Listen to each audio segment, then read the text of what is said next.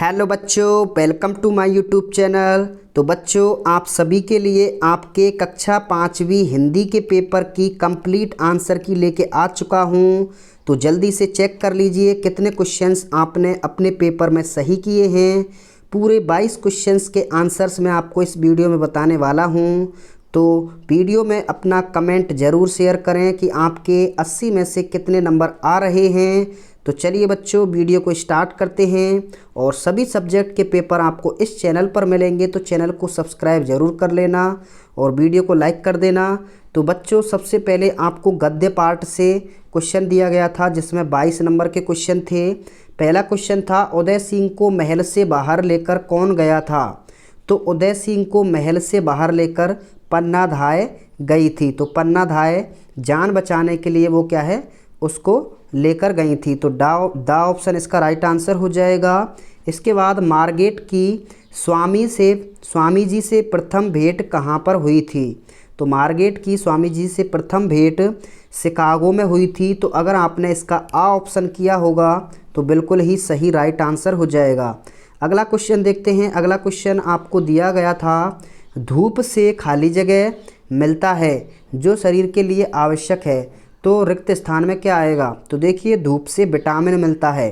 कौन सा विटामिन मिलता है? विटामिन डी मिलता है। तो इसमें ऑप्शन बा एकदम करेक्ट आंसर हो जाएगा। अगर आपने विटामिन किया होगा तो बिल्कुल ही करेक्ट आंसर हो जाएगा। इसके बाद नेक्स्ट क्वेश्चन था आपका, बुंदेले हरबोलो के मुँह में हमने सुनी कहानी थी, खूब लड़ी मर्दानी वह तो झांसी वाली रानी थी। तो मर्दानी किसके लिए प्रयुक्त हुआ है? तो मर्दानी लक्ष्मीबाई के लिए प्रयुक्त हुआ है। तो इसमें दा ऑप्शन इसका करेक्ट आंसर हो जाएगा। अगर इसमें आपने दा ऑप्शन किया होगा तो बिल्कुल करेक्ट आंसर हो जाएगा।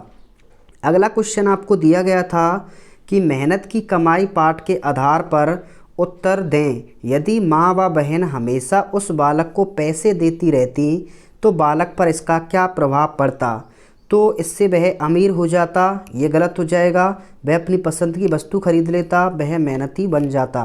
तो इससे ऑप्शन सा इसका करेक्ट आंसर हो जाएगा, वह मेहनत करने की कभी भी नहीं सोचता। तो इसमें अगर आपने सा ऑप्शन किया होगा तो बिल्कुल राइट आंसर हो जाएगा।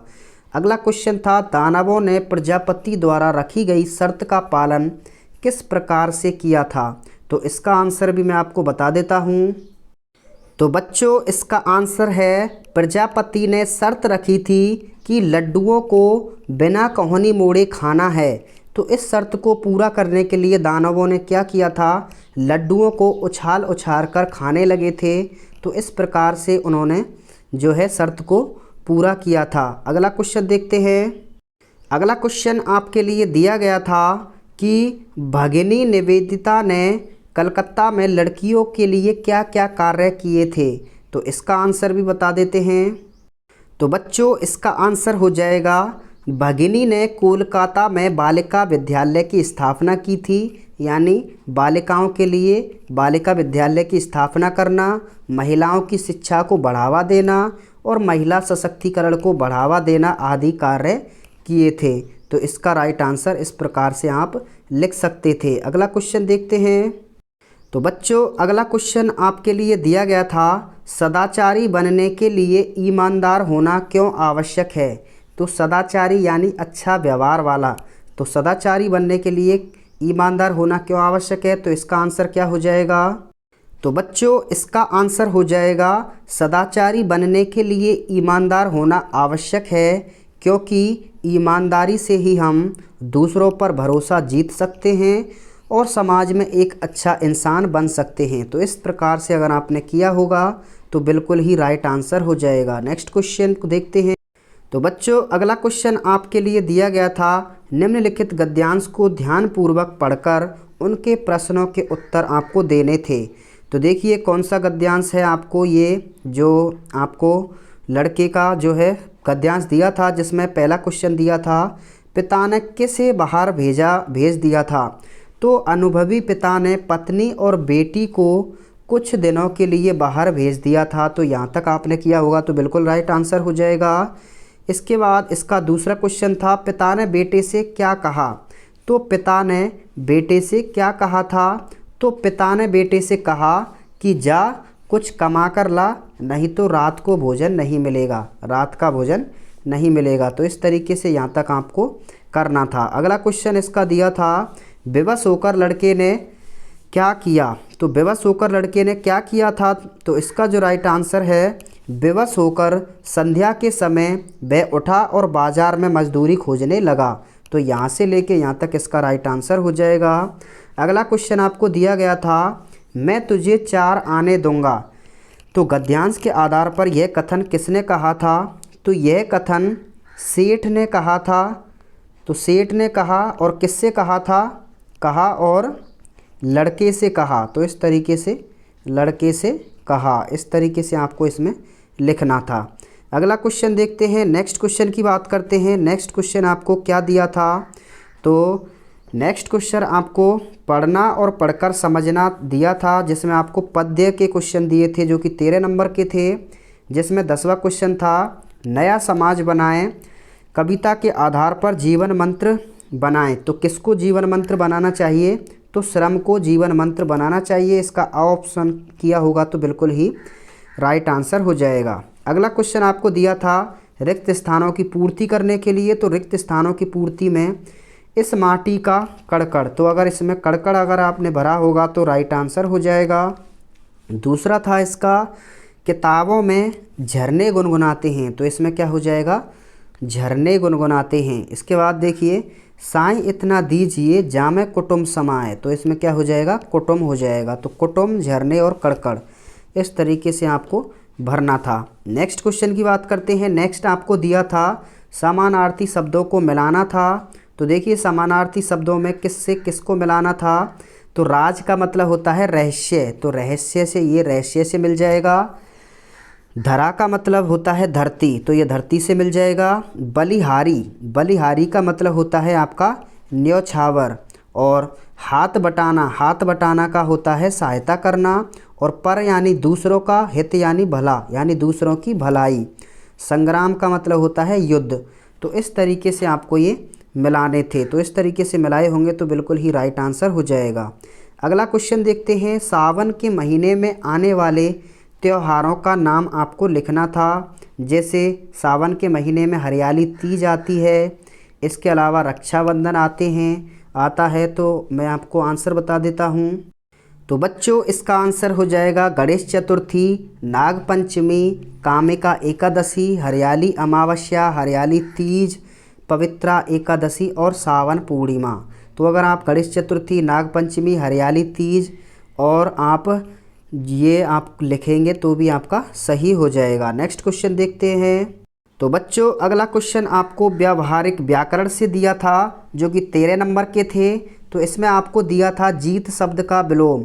तो जीत का मतलब होता है जीतना, तो इसका क्या हो जाएगा, हार हो जाएगा। तो अगर आपने सा ऑप्शन किया होगा तो बिल्कुल ही करेक्ट आंसर हो जाएगा। अगला क्वेश्चन आपको दिया था, निम्न मुहावरों के वाक्य में प्रयोग, कमर कसना यानी तैयार होना, और दूसरा था लाल टपकना यानी मुंह में पानी आना, और एक था आपका 9-2-11 होना यानी भाग जाना। तो इनके वाक्य प्रयोग मैं बता देता हूँ।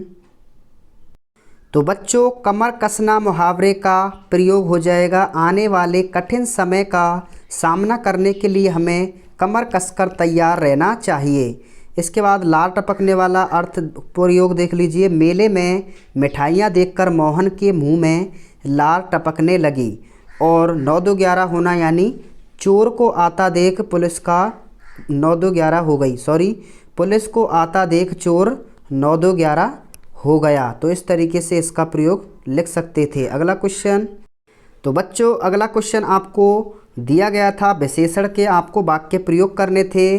तो साहसी, लंबा और सुंदर का आपको प्रयोग करना था। तो इसके आंसर बता देता हूँ। तो बच्चों, लंबा का वाक्य हो जाएगा, हमें खेलों में लंबा सफ़र तय करना ज़रूरी है, या फिर हमें खेलों में लंबा सफ़र तय करने की ज़रूरत है। और इसके बाद साहसी का प्रयोग हो जाएगा, साहसी विद्यार्थी सफल होते हैं। इसके बाद आपका सुंदर था, तो सुंदर को इस तरीके से भी लिख सकते हैं कि मोहन के पास सुंदर गाय है, मोहन के पास सुंदर गाय है, या पेन है, या कोई भी शब्द आप यूज कर सकते थे। अगला क्वेश्चन देखते हैं। तो बच्चों अगला क्वेश्चन आपको दिया गया था। नेक्स्ट क्वेश्चन, निम्न शब्दों का लिंग बदलकर लिखना था। तो मामा का हो जाएगा मामी हो जाएगा, दादा का दादी हो जाएगा और धोबी का धोबिन हो जाएगा। तो इस तरीके से अगर आपने किया होगा तो बिल्कुल ही राइट आंसर हो जाएगा। अगला क्वेश्चन देखते हैं। नेक्स्ट क्वेश्चन आपको क्या दिया था। तो नेक्स्ट क्वेश्चन आपको बहुवचन के रूप में बनाना था। तो बस्ता का क्या हो जाएगा, बस्ते हो जाएगा, बस्ता का बस्ते हो जाएगा। लड़का का लड़की का लड़कियां हो जाएगा। तो लड़कियां इस तरीके से आपने किया होगा, बिल्कुल सही हो जाएगा। और मैं का बहुवचन हो जाएगा हम, तो मैं का हम हो जाएगा। अगला क्वेश्चन देखते हैं। नेक्स्ट क्वेश्चन आपको सृजनात्मक अभिव्यक्ति से दिया था, जिसमें आपको किसी एक विषय पर कहानी लिखनी थी। चिड़िया और चींटी, एकता में बल, सच्चा मित्र या फिर चालाक लोमड़ी। तो इनकी कहानी मैं आपको बता देता हूँ। तो बच्चों यहाँ पे देख सकते हैं, एकता में बल की कहानी ये है। किसी गांव में एक बूढ़ा किसान रहता था। उसके 4 पुत्र थे। वे चारों आलसी थे और आपस में लड़ते झगड़ते रहते थे। किसान ने उन्हें बहुत समझाया, लेकिन व्यर्थ, कोई भी मानने को तैयार नहीं था। और उसने क्या है, एक दिन उनको बुलाया और एक लकड़ियों का गट्ठर लाने को कहा। तो ये कहानी आप वीडियो को पॉज करके देख सकते हैं। अगली कहानी आपकी थी, तो अगली कहानी चालाक लोमड़ी थी, जिसमें आपको करना था कि एक बार की बात है, एक लोमड़ी बहुत भूखी थी। उसने यहाँ वहाँ तलाश किया, लेकिन कुछ भी उसे नहीं दिखा। तो भूख से बेचैन चलते चलते एक पेड़ के नीचे जा बैठी। अचानक उसकी नज़र पेड़ पर बैठे कौवे पर पड़ गई। उसने देखा एक कौवे के मुंह में रोटी का टुकड़ा था। तो इस कहानी को भी वीडियो को रोक करके देख सकते हैं। इसके बाद नेक्स्ट आपका सच्चा मित्र की कहानी थी। तो इसमें बहुत समय पहले की बात है, पेड़ पर तोतों का एक जोड़ा रहता था। तो ये कहानी भी यहाँ पर इस तरीके से आपको लिखनी थी। तो कोई भी एक कहानी आपने लिख दी होगी, कमेंट में बताना आपने कौन सी कहानी लिखी है। अगला क्वेश्चन देखते हैं। तो बच्चों अगला क्वेश्चन आपको दिया गया था, ये आपको प्रार्थना पत्र दिया गया था, जिसमें आप सरकारी विद्यालय के छात्र मोहित हैं और आप अपने ननिहाल में मौसी का विवाह है आपके में, तो आप विद्यालय नहीं आ सकते हैं। तो अपने प्रधानाचार्य को 3 दिन का अवकाश के प्रार्थना पत्र लिखना था। तो ये सरल था। सेवा में श्रीमान प्रधानाचार्य महोदय, सविनय निवेदन है कि मैं आपके विद्यालय में कक्षा 5वीं का छात्र हूँ और इतनी तारीख को मेरी मौसी का विवाह है और मेरा विवाह में जाना बहुत ही ज़रूरी है, अतः मैं विद्यालय नहीं आ सकता हूँ। मुझे आज कितनी तारीख है, आज 8 तारीख है, तो 8 से लेकर के 11 तारीख तक आपको अवकाश लेने के लिए लिखना था। तो इस तरीके से आपने लिख दिया होगा। इसके बाद नेक्स्ट क्वेश्चन आपको दिया गया था पहेली से।